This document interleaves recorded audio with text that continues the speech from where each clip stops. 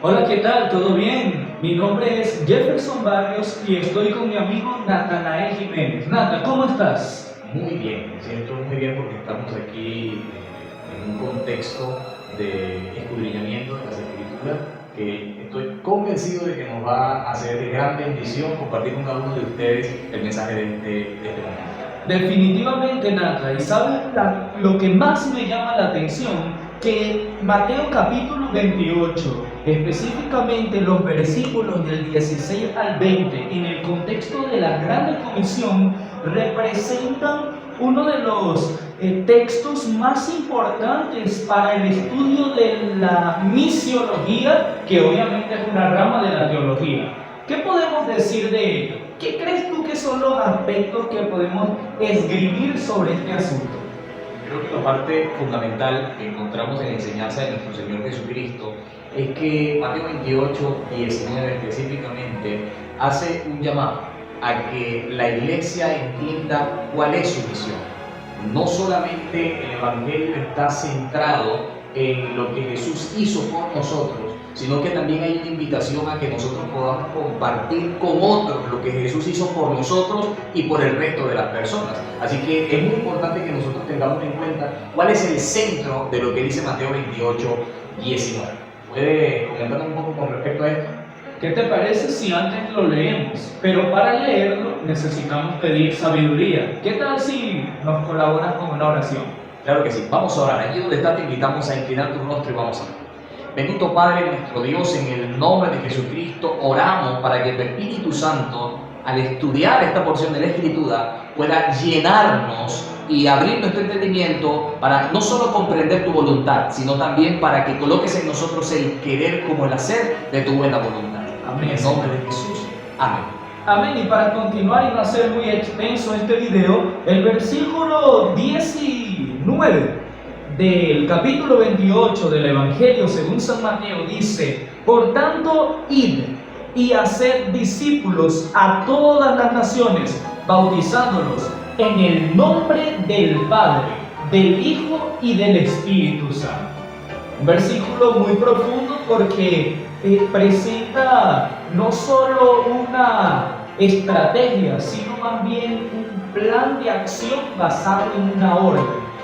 Vayan, salgan de su zona de confort y cumplan la misión. ¿Qué te parece hablar, Nata, un poco sobre el contexto en el que estas palabras fueron pronunciadas por nuestro Salvador? ¿Con qué autoridad él hablaba? La Biblia dice: toda potestad me es dada en el cielo y en la tierra. ¿Qué había antecedido este evento? Claro, es importante tener en cuenta que cuando Jesucristo dice esta palabra, ya ha pasado por la escena de la crucifixión. Quiere decir, en Filipenses capítulo 2, versículo 5 encontramos que dice: haya en vosotros el mismo sentir que hubo en Cristo Jesús, que aunque era de condición divina, no quiso aferrarse a su igualdad con Dios, sino que se despojó de sí mismo, tomó la apariencia de siervo y padeció una muerte y muerte de cruz. Dice la Escritura: por eso Dios lo exaltó hasta lo sumo y le dio un nombre que es sobre todo nombre.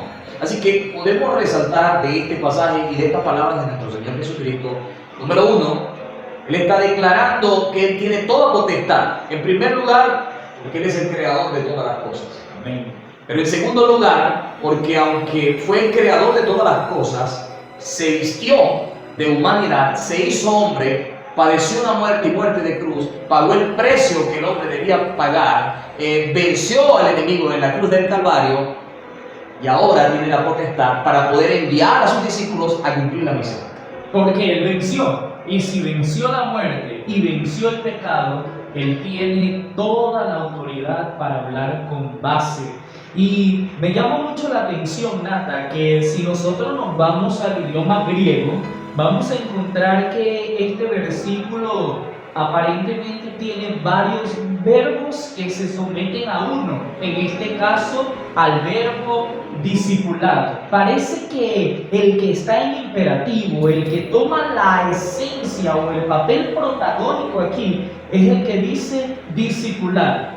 Quiere decir que, haciendo una traducción, lo que la Biblia podría estar diciendo en este versículo es: por tanto, yendo, discipulen, es una obligación. hagan discípulos. Y después continúa diciendo, bautizándolos en el nombre del Padre, del Hijo y del Espíritu Santo. ¿Qué podemos decir sobre ese asunto? Es interesante lo que tú comentas, porque cuando leemos la Biblia en castellano, claramente pareciera que están hablando de tres imperativos: ir, hacer discípulos y bautizar. Sin embargo, el único verbo que se encuentra en imperativo, como tú lo decías hace un momento, es el término discipular.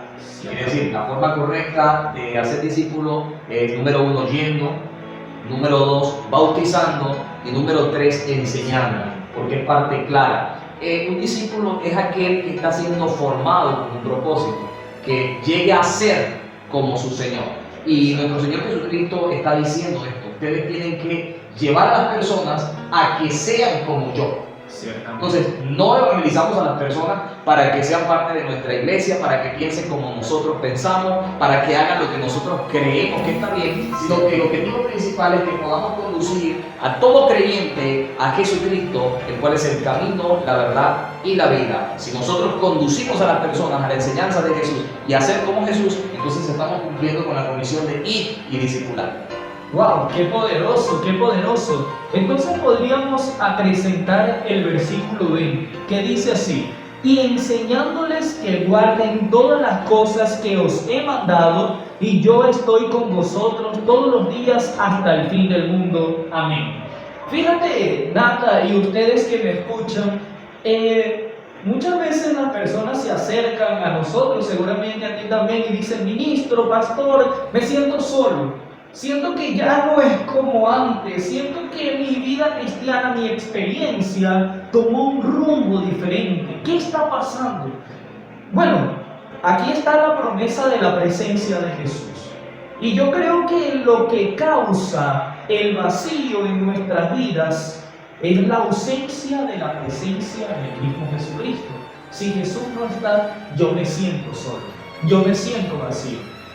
Y entonces Jesús prometió que estaría con nosotros. Sí, Él lo prometió, pero mira, hay una condición. Podríamos decir entonces, ministro Natanael Jiménez, que lo que este versículo está diciendo en una traducción más literal al hebreo o al griego en este caso, que es el idioma de este evangelio, que este versículo está diciendo así: por tanto, yendo, discipulado a través del bautismo y de la enseñanza. Claro que sí. Claramente la enseñanza es esta. Número 1, la persona tiene que escuchar de Jesús. Tiene que entender lo que Jesús hizo, hace y hará por él. Luego tiene que ser sumergido como un símbolo de la muerte al viejo hombre, a ese hombre que vivía conforme a su propia conducta, conforme a sus propios deseos, conforme a lo que su carne pedía, porque ahora quiere iniciar un nuevo pacto, que es una nueva vida, que sea dirigida por el Padre, con el poder del Espíritu Santo, pero por los méritos santos de Jesucristo. Entonces es importante que tengamos eso presente. Él prometió estar con nosotros cada día. Cuando cumplimos la misión, cuando enseñamos a otros, podemos tener la seguridad de que Jesús está. ¿Por qué? Hay algo que he aprendido, es que Dios siempre es fiel en cumplir aquellas cosas que Él ha prometido. Y si Él prometió su compañía para cuando hagamos cosas como estas, yo puedo tener la certeza, Él es fiel en cumplir. Él está conmigo porque sencillamente Él lo prometió. Qué interesante, Nata. Y bueno, parece que el tiempo se nos acorta, pero me gustaría entonces que habláramos un poco de la forma como los discípulos o como la iglesia primitiva asumió esta responsabilidad. ¿Qué podemos decir de ello? Bueno, en primer lugar, tenemos que tener presente que cuando ellos recibieron esta palabra, no la entendieron. Okay. Ellos estaban esperando recibir un reino terrenal. Por eso en el libro de Hechos de los Apóstoles, en el capítulo 1, vamos a encontrar que uno de los discípulos le pregunta a Jesús: Señor, ¿restituirás el reino de Israel en nuestros días? ¿No? A pesar de toda la enseñanza y todo lo que Jesús les había dicho, ellos seguían creyendo que se debía establecer un reino terrenal. Pero Jesús les dice: ustedes no les compete entender estas cosas. No, quédense quietos y esperen, porque ustedes van a ser revestidos con el poder del Espíritu Santo. Así que ellos obedecieron aunque no entendieron. Y hay un dato importante: no siempre tienes que entender las órdenes de Dios, pero siempre debes obedecer lo que Dios demanda de ti. Eso es importante que lo tengamos presente. Entonces ellos obedecen el mandato de Jesús aunque no lo entienden, y empiezan a orar, empiezan a crear un ambiente de unidad, de armonía. Y en medio de ese ambiente, 10 días después de la promesa, desciende sobre ellos el poder del Espíritu Santo. Y cuando fueron llenos del Espíritu Santo, entonces ellos entendieron a plenitud su misión. Salieron a predicar con poder y la gloria de Dios se manifestó. ¡Qué fuerte! ¡Qué fuerte! ¿No es eso lo que necesita la iglesia de Dios hoy? Claro que sí. Yo me pongo a pensar, Nata, ¿qué espera Dios de su iglesia en nuestros días? ¿No son estas cosas? Que asumamos el rol, el papel que Él determinó para cada uno de nosotros. Sí. Y fíjate, Nata, que el resultado siempre será para el propio beneficio de la iglesia. Porque si cumplimos estas cosas, tendremos discípulos. Si tenemos discípulos, tendremos bautismos. Si hay bautismos, la iglesia crece. Y si la iglesia crece, el evangelio es predicado. Y si el evangelio es predicado, nuestro Salvador, el Señor Jesús, regresará. Amén. ¿Cuáles son las palabras finales que tienes para nuestros oyentes? En primer lugar, ten presente que la comisión no es una cosa de 2 o 3, es para un cuerpo. Y tú eres parte del cuerpo de Cristo. Amén. Así que la invitación es a que te puedas involucrar en el trabajo misionero. La comisión se le dio a los discípulos y se nos ha transmitido de generación en generación hasta nosotros, la iglesia que vive en los últimos días. Número 2, no pienses que es por tu fuerza que vas a hacer y vas a tener éxito en el cumplimiento de la misión. Recuerda siempre que dependes del poder del Espíritu Santo. Dios prometió darlo, entonces pídelo para cumplir la misión. Si el Espíritu Santo te acompaña, todo lo demás será añadidura. Yo te invito a que te prepares y a que tomes parte activa en esta misión. La gloria de Dios, como descendió sobre los discípulos, también va a descender sobre tu vida, sobre tu familia y sobre todo lo que haces, porque Dios lo prometió y Él lo cumplirá. Así es, y bueno, queremos orar por ti. ¿Qué te parece si allí donde estás, levantas tu mano junto con nosotros para elevar esta oración al Señor? Querido Dios y Padre que estás en los cielos, estamos clamando por el derramamiento del Espíritu Santo en nuestras vidas. Queremos cumplir la misión porque sabemos que al hacerlo recibiremos tu poder. Amén. Gracias, Señor, porque nos das la certeza de que no estás lejos de nosotros, sino, Padre, que estás muy cerca de nosotros.